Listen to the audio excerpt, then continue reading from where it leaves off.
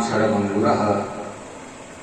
मनुष्य शरीर का कोई पता नहीं है कब यह शरीर हमारा चला जाएगा। तत्तापि दुर्लभम मन्ये वैकुंठ प्रिय दर्शनम। और मनुष्य शरीर मिलने के बाद में तत्रापि दुर्लभम मन्ये, इस मनुष्य शरीर में अगर कोई भगवान का भजन कर रहा है, मनुष्य शरीर तो सबको मिल गया, लेकिन मनुष्य शरीर फिर सार्थक कैसे हो? भाई मनुष्य शरीर मिल गया, लेकिन मनुष्य शरीर का जो कर्म है वह अगर हमको नहीं मिला तो हमसे तो कुकर शुकर कुत्ता बिल्ली ठीक है। क्यों? क्योंकि मनुष्य एक दूसरे की बुराई करता है, दूसरे का कर सकता है, लेकिन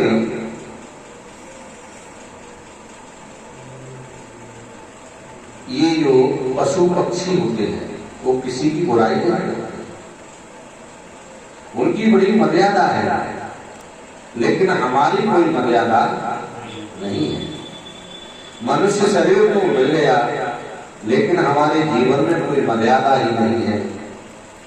खान पान तक का व्यवहार बदल गया है, कैसे करना चाहिए जानते हैं। संसार में व्यवहार कैसे करना चाहिए यह भी नहीं जानते हैं। इसका मतलब कहते हैं मनुष्य शरीर तो सबको मिल गया है, लेकिन कहते हैं सावधानी की बहुत आवश्यकता है। मनुष्य शरीर मिलने के बाद में अगर जीव सावधान नहीं हुआ तो कहते हैं इस मनुष्य शरीर का कोई मतलब नहीं है। इसलिए कहते हैं मनुष्य शरीर में अगर हमको भगवान का भजन मिल रहा है, भगवान के दर्शन मिल रहे हैं, वैकुंठ प्रिय दर्शनम, और कहते हैं भगवान हमको अच्छे लग रहे हैं, प्रिय लग रहे हैं, उनके चरणों में हमारा प्रेम है, तो समझ लो यह मनुष्य शरीर सार्थक है, नहीं तो इस मनुष्य शरीर का कोई फल नहीं है। अब कहते हैं भाग्योदयेन बहुजन्म समर्जितेन सत्संगमं च लभते पुरुषो यदा वै अज्ञान हेतुकृतमोहमदान्धकार नाशं विदाय हितदोदयते विवेकः। कहते हैं भाग्योदयेन बहुजन्म समर्जितेन, कहते हैं ये भागवत की कथा, भगवान का भजन, माता पिता की सेवा और अपना जीवन मर्यादा में रखना, ये किसी भाग्यवान पुरुष के लक्षण होते हैं। अच्छा, यहाँ प्रश्न उठता है संसार में भाग्यवान कौन है भैया? जिसके पास में हजारों करोड़ों रुपए हो वह भाग्यवान होगा, या जिसके पास में कोठी बंगला गाड़ी घोड़े पुत्र संतान इत्यादि हो वह भाग्यवान होगा?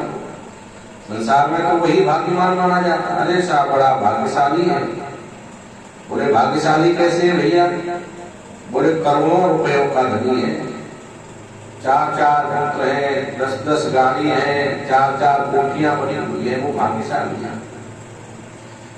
बोले भागवत इस बात का निषेध करती है, बोले वह भाग्यशाली नहीं है। भाग्यशाली कौन है? बोले भाग्यशाली तो वह है जो आज से कल के लिए भोजन नहीं हो, लेकिन फिर भी मनुष्य जीवन में आकर के वह जीव भगवान का भजन कर रहा है, भगवान के गुणानुवादों को श्रवण कर रहा है, जो भगवान का सत्संग श्रवण कर रहा है। बोले उससे बड़ा भाग्यशाली संसार में कोई नहीं है। अच्छा, एक बात बताओ, जैसे हमारे जब अंतिम यात्रा होती है तो हमारे साथ में कौन जाता है?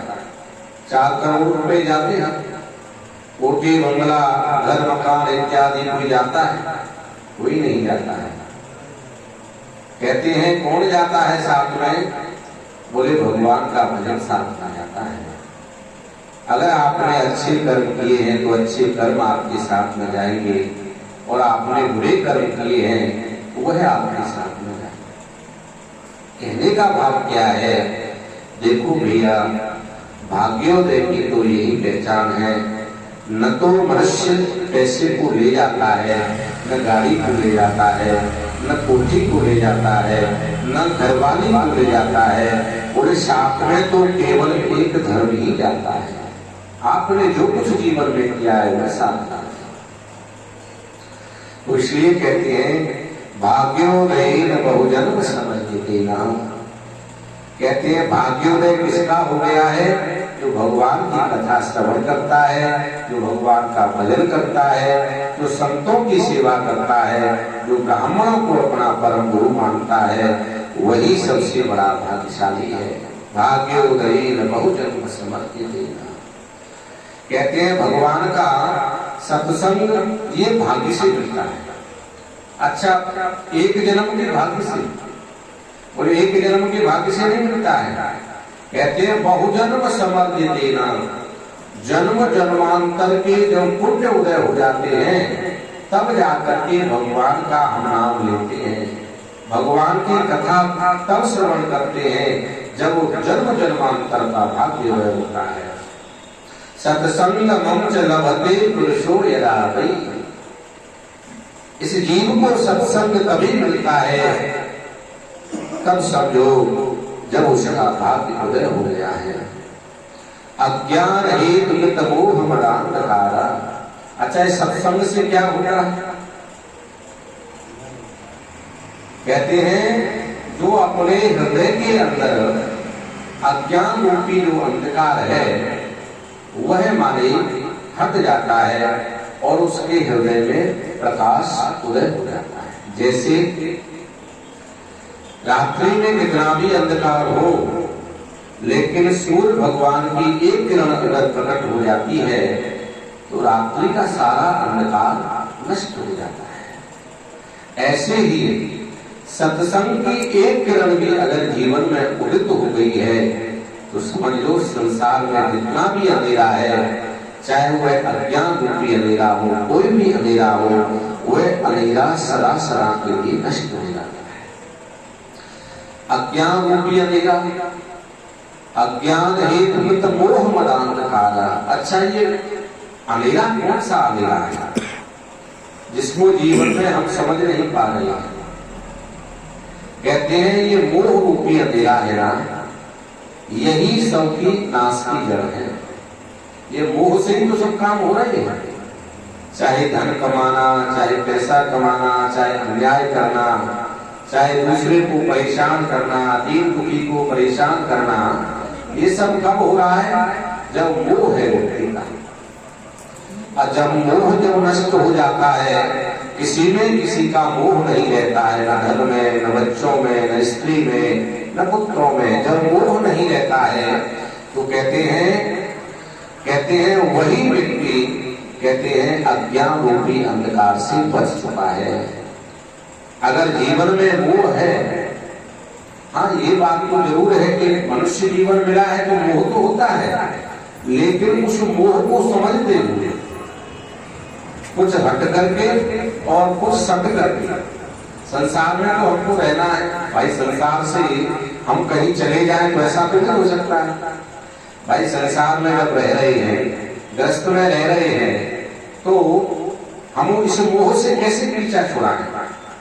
मोह रूपी जो पिशाची है, जो माया है, उस माया से हमारा पीछा कैसे छूटे?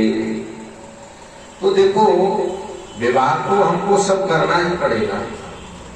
व्यवहार अगर नहीं करेंगे तो कहते हैं या तो वह देवता है या वह पशु है जो व्यवहार ही नहीं करता है।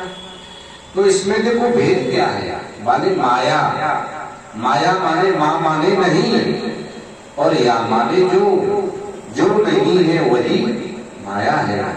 देखो संसार में तो रहना है, लेकिन इस संसार को नश्वर समझना चाहिए। देखो चार पुत्र हैं, लेकिन इनको पढ़ाना लिखाना ये हमारी जिम्मेदारी है, ये हमारा विभाग है। लेकिन यही नहीं है कि उसमें फंस जाना, हाय बेटा, हाय नौकरी, हाय पैसा, ये नहीं होना चाहिए। और ये सारी व्यवस्थाएं आपको चाहे इसी में दिनों रात डूबे रहो, फिर भी यह व्यवस्था आप नहीं कर पाओगे, क्योंकि ये सारी व्यवस्थाएं पहले से सुनिश्चित हैं। आयु, कर्म, धन, स्त्री, बल, पौरुष, यश, अपयश, हानि, लाभ, जीवन, मरण, ये सब पहले से निश्चित है। आपको अगर आयु जितनी मिली है उससे ज्यादा आयु नहीं मिल सकती है, न कम हो सकती है। आपको जितना जीवन मिला है उतना निश्चित है। आपको जो कर्म करना है वो भी निश्चित है। आपके पास में कितना पैसा रहेगा ये सब निश्चित है। और जब निश्चित के पीछे हम लोग अपना समय व्यर्थ में गंवा देते हैं, दिनों रात हाय हाय हाय हाय, माने उसी को मोह कहते हैं। बस मोह कोई और बात नहीं है, माने मोह को, माया को समझना है बस केवल। ये माया क्या है? माया है थोड़ी, मां माने नहीं, या माने जो नहीं है वही माया है। लेकिन उस माया के पीछे हम दौड़ रहे हैं, यह मूर्खता है।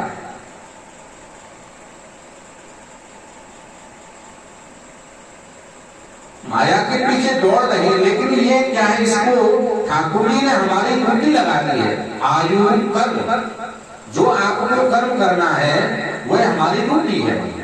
अब ड्यूटी को केवल निर्वाह करो, और ड्यूटी के चक्कर में पड़ जाओ अथवा उसके पीछे ही लगे रहो, तो ये अपनी बुद्धिमत्ता नहीं है। इसी को मोह कहते हैं। मोह मदांधकार, जो अनिश्चित है, जो है नहीं, उसके पीछे हम पड़ रहे हैं, इसी को मोह कहा जाता है। यही तो मोह है। विवाह नहीं हुआ, विवाह हो गया। अब विवाह हो गया माने मोह हो गया, धर्म पत्नी का मोह हो गया।